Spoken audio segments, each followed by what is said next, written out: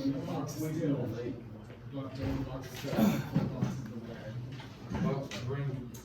is a, you want this real fast? So, right.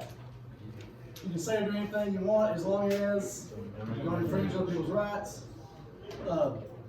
Limited government was one of the most important ideas we got from government, from England. The Magna Carta was the first document to give government, or to limit power to the government.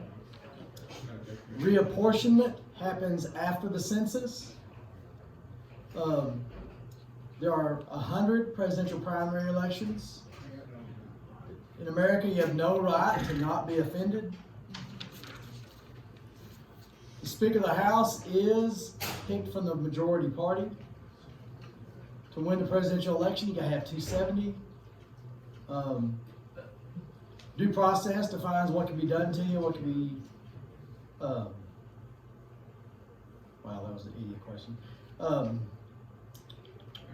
Appellate jurisdiction courts hear a case after it's been heard by another court.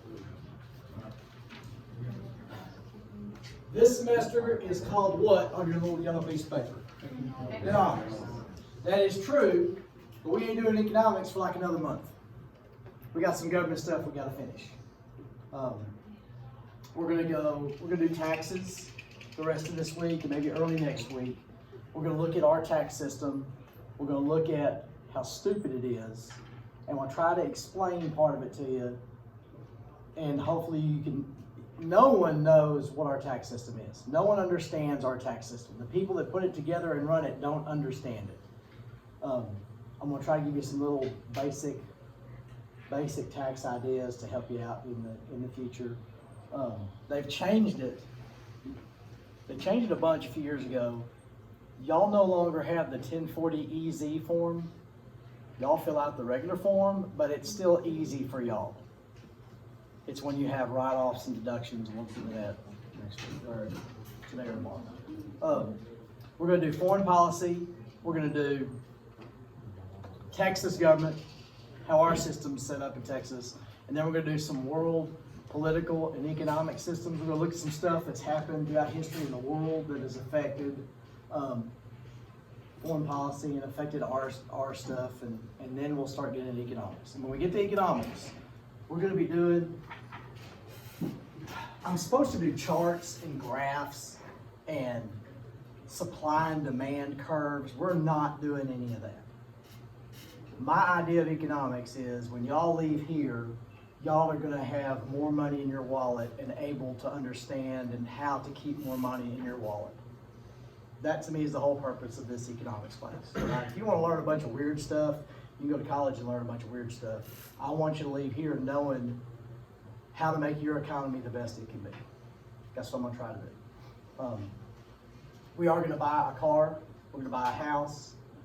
I don't know how we're going to do the grocery shopping deal right now. What else? Credit and debt. We're going to spend a lot of time on credit and debt. I know you know, radiation. When y'all around radiation?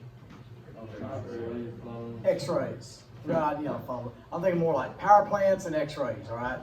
If you use radiation correctly, it can help your life. If you use it the wrong way, it can destroy your life. That's what credit and debt is. I'm going to try to show you how to use it right so it can fix your life, not jack your life up. And if you have semi-enjoyed this class and you haven't just completely hated your time here, that's about to change because you're a senior. And some of y'all have gotten it. Some of y'all are heading that way. Some of you don't know what I'm talking about. But by the time we get to March, you are going to hate me and I am going to hate you. And that's fine. It's okay. I'm going to do my best to help you out. Do your best to come in here and listen even though you hate my guts. And how do I know you're going to hate my guts? Because you're a senior and you're going to hate everybody's guts by the time it gets to it. You're going to hate everything about everything. No, I won't. Yes, you will. And then in May, you'll be sitting there, and I don't know if I'll get to see it, but you'll be sitting in that room looking around going, oh my gosh, what am I going to do the rest of my life? And what if this doesn't, and you'll have that look on your face, and I'll have the same look on my face, because I know, so that's where it gets worse, it gets bad, and then it kind of at the very end gets a little bit better, but that's what's going to happen. I'm ready for it. I have been thrown off base several times the last decade. I've had groups of seniors that did everything with a decent attitude until the end, and that threw me. The first year, that really threw me off. I wasn't prepared for that at all. But even though you hate me, and even though I'm going to start hating you because I'm sick of the way y'all are acting and your attitude, I'm still going to love you enough to try to do the best I can. All right? And love yourself enough to try to do the best you can. The only saving grace we got in here, at least I'm not teaching chemistry or some sort of cussing stuff, where at least you'll be able to come in here and go, oh yeah, I need this, or yeah, I'm going to use this, or I at least got that going for me. So, everybody okay? What's fixing to happen? You're going to hate me. I'm going to hate you. Yeah, Pacer's already there. He's already gotten it. Imagine your dad in here. All that, and then your dad's in here. Golly. We've done good. I did pretty good, don't I? Of separating it? I don't really see. Yeah, I separated. I don't know too much.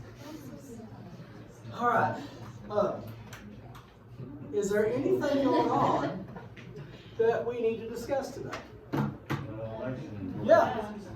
Today's a big day in two ways. There's two huge things happening today. That today is never a big day, ever. What you got? The electoral. Yes. Electoral votes. The electoral votes are being counted by the Senate today. I have never paid attention to that in my life, ever. I knew December 14th or 15th because that's the day the electors vote, and after that, it's nothing. I knew, but I didn't know the Senate counts them. You know what I mean? I knew they did, but I never paid attention to it. I want to get to that in a second. What else is huge today? Georgia. Both senators from Georgia had runoff elections yesterday. It is now, I think it's 50 to 49. From what I saw this morning, I hadn't seen anything since 4. Both Democrats won. Unless something's changed. Or one won and one was in the. Did anybody see anything different? Look up Georgia's Senate race, see what you see.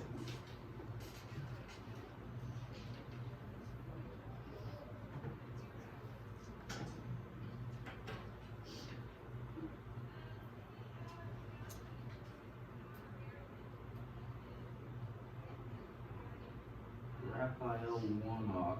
Yes. It says he already won. Okay. It says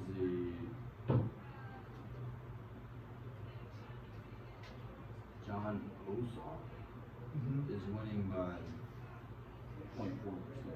Is that the Democrat? Okay. Let's say the Democrat wins. It's 50-50 in the Senate. If all the cows stay in the pasture, every vote's going to be a what? Okay. Well, if it's 50-50, But I thought, oh no, you mean 51. if it's just a vote, if it's just a straight up, if everybody stays in the pasture, every vote's a tie vote. Yeah. Who casts the deciding vote in the Senate? The Vice President. So if it's 50-50, who has the majority in the Senate? If the cows stay in the pasture? Democrats. If a Republican wins that, right, I don't even know the names, I get them all mixed up. If the Republican wins that, then it's 51-49. If all the cows stay in the pasture, the Republicans can block things in the Senate. If the cows stay in the pasture. Democrats will all stay in the pasture. Mitt Romney might jump every once in a while. So that's huge. Now, the elector deal. I don't even know if I've heard this before. So I was shocked by it. In the Senate, a senator, I think it's a senator and a rep. Okay, I'm going to read what the Constitution says and then we'll explain it because this really doesn't make much sense. This is Article 2, Section 3. The electors shall meet in their respective states and vote by ballot for 2 persons, of whom one at least shall not be an inhabitant of the same state with themselves. That's the old president, vice president.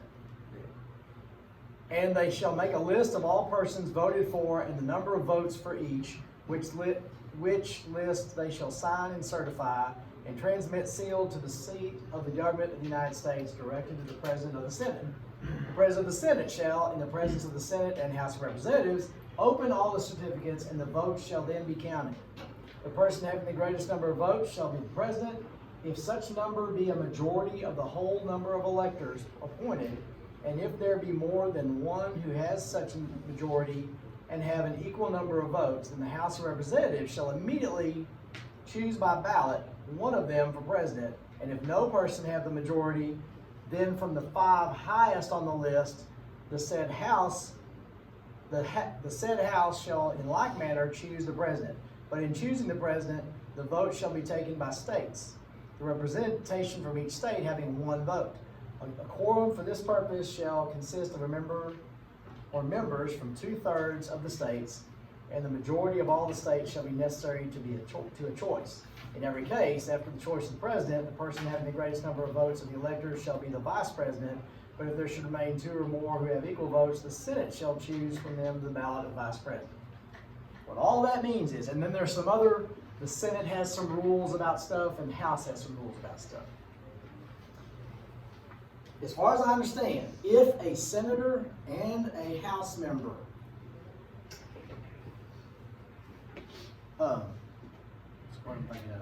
if they protest the electoral vote, what possibly could happen, I think some other things would have to happen. Where's Coach Woodard? 20 years ago. How do I get this thing up? No.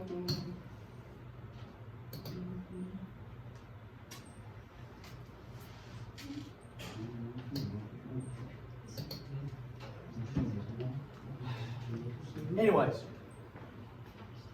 I think over the weekend I heard of 11 senators who were planning to protest the electoral vote. And if some other things happen, then the House would vote for the president and the Senate would vote for the vice president. And the way the House votes for it, when I read that, it doesn't make sense, but all the Texas representatives would get together. There's 36? 38. I saw this. 38.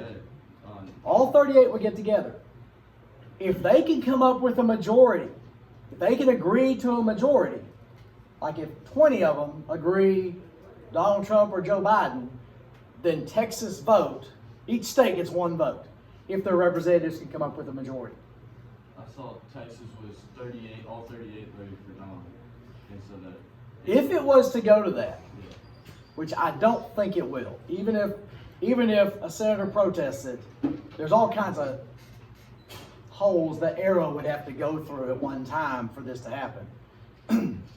Donald Trump would win the House because it's not the majority, it's the majority per state.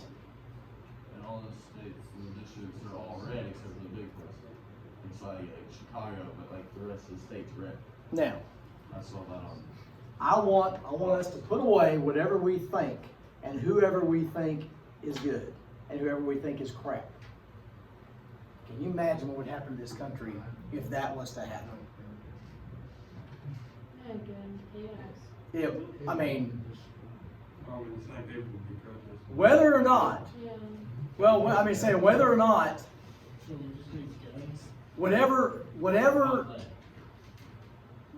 stuff happened, which I told you every election is corrupt. Whatever happened, whatever kind of corruptness took place,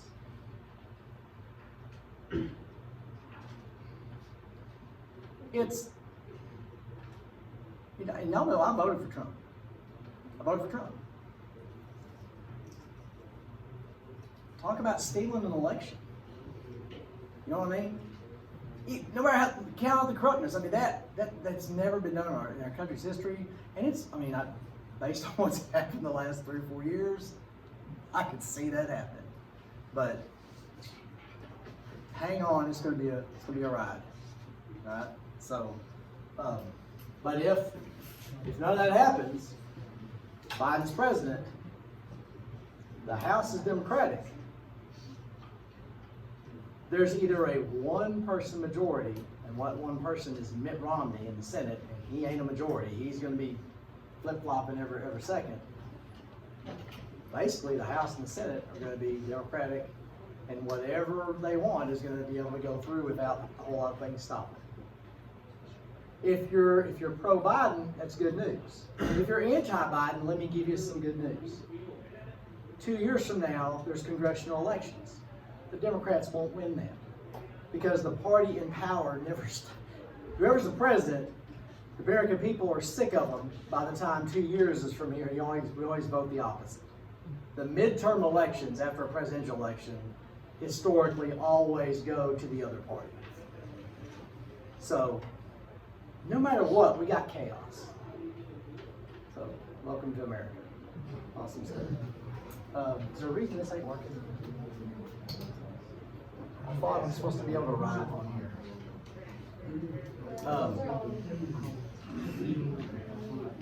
We are going to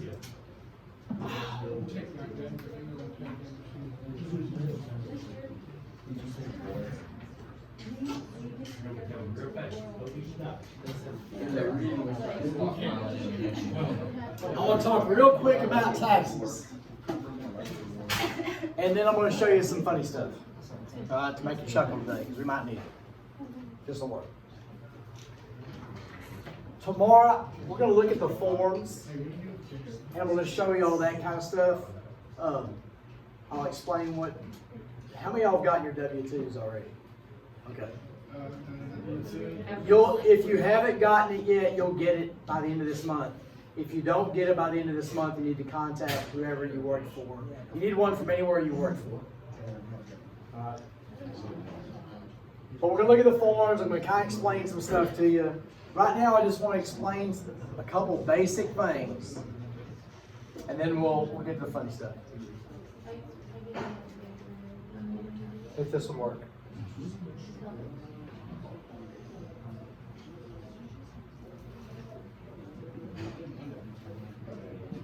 Anything funny happened at the feed store?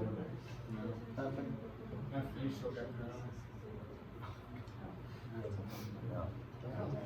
Some sketchy stuff happened at the feed store. Oh, yeah. What? Me and Brad went to the feed store. Yeah. He walks in, definitely under the influence of hard stuff. He buys needles. Straight like Hmm. 22. He was left up. He was not good. It was better. You come made eye contact, I was like, It's like, oh, yeah. She. 56 pieces. she's like, they're 50 cents a piece. 56 pieces. So if Colt ever needs needles, he can go to the feed store. We got all the sizes. Big and small. He was.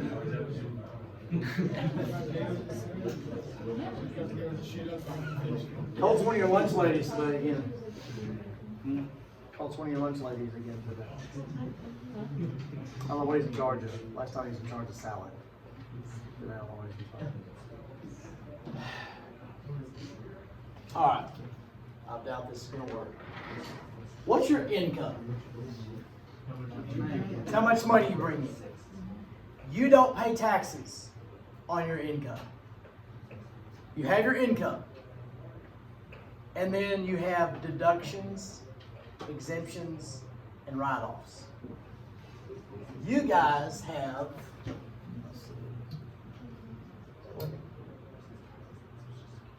awesome.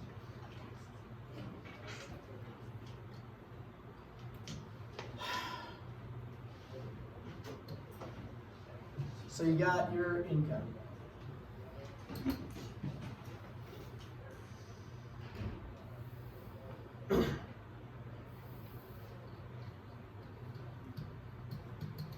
Okay. Whatever deductions you have, because right now, y'all's deduction is you. You get a write-off. You get a deduction for yourself. Let's say it's $6,000. I don't remember what it was. It's close to that. If your income last year was $230, you subtract your deduction. You subtract your write-off. And that gives you $1,230. This is called your taxable income. That's what you pay taxes on. You don't pay taxes on this amount. You pay taxes on what's left over after your write-offs. Does that kind of make sense?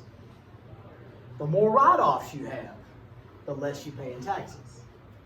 If you own a business, you ever seen somebody owns a business, they all buy supper. They buy supper because that's a write-off. That's a business expense. The people that drive around with the cars that have the crap all over them, that's a business expense now because you've made that a business expense because you put that stuff on your windows or paint up your truck or those wrap things or whatever. When you buy a house, when you have a kid, all that stuff is write-offs. Now you can't just say, I have a write-off. You have to prove you have a write-off. You have to prove this is an actual deduction. So how many of y'all's people own businesses? How many of y'all's families have to sit down like once every 3 months, you have all this crap all over the table and they're mad and there's pencils and that's tax stuff. They're having to fill out and prove using the receipts and using the forms. That's it. Only time I've ever seen my granddad drink a beer. Yeah. Is when that happens. And here's the thing, they make it so difficult and so confusing. Anyway, but if you understand the idea of a write-off and a deduction, tomorrow we'll get into a bunch of tax stuff tomorrow. Now I'm going to show you something first that you're going to think is just weird, and then I'm going to show you the funny thing. But you have to see the weird thing before you see the funny thing. All right. I got to turn this off because I can't show on here, but I think I put their videos on.